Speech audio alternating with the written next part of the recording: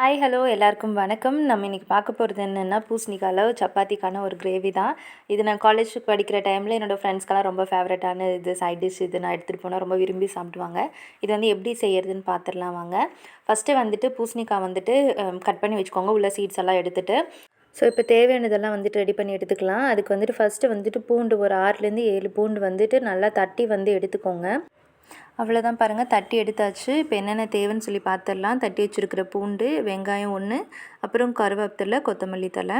இப்போ வந்துட்டு ஒவ்வொன்றா எடுத்து வணக்க ஆரம்பிச்சிடலாம். அப்புறம் இதுக்கு தேவையான பொருள் வந்துட்டு கடலக்கொட்டை வந்துட்டு நல்லா வறுத்து அரைச்சி எடுத்துக்கோங்க. கடைசியாக வந்துட்டு தூவி விட்டால் வந்து நல்லா டேஸ்ட்டாக இருக்கும். ஸோ அது அரைச்சி வச்சுருக்கேன். ஸோ இப்போ வந்துட்டு ஃபஸ்ட்டு வந்துட்டு ஒரு பாத்திரம் எடுத்துக்கலாம். எண்ணெய் ஊற்றிட்டு கடுகு போட்டுட்டு அப்புறம் வெங்காயம் ஒன்று ஒன்றா வந்துட்டு நம்ம ஆட் பண்ணிடலாம். பாருங்கள், கடுகு வந்துட்டு பொரிஞ்சிருச்சு. அடுத்தது வந்துட்டு வெங்காயம், பூண்டு, இதெல்லாம் கருவேப்பிலை 3த்தையும் போட்டு நல்லா வந்துட்டு வறுத்துக்கலாம்.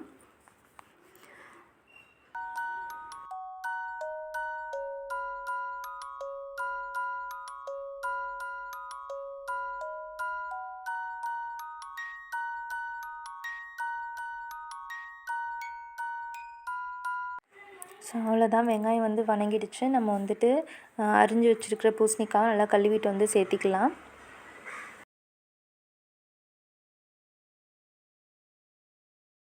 இப்போ வந்து தூளெல்லாம் ஆட் பண்ணிக்கலாம். ஃபஸ்ட்டு வந்துட்டு மிளகாய் தூள் வந்துட்டு ஆட் பண்ணிக்கலாம். 1 ஸ்பூன் மிளகாய் தூள், அப்புறம் வந்துட்டு கொஞ்சமாக வந்துட்டு மஞ்சள் தூள், அப்புறம் வந்து தேவையான அளவு உப்பு வந்துட்டு ஆட் பண்ணிக்கலாம். இப்போ நான் வந்து பார்த்திங்கன்னா பெரிய காயில் வந்துட்டு பாதி காய் வந்து எடுத்திருக்கேன்.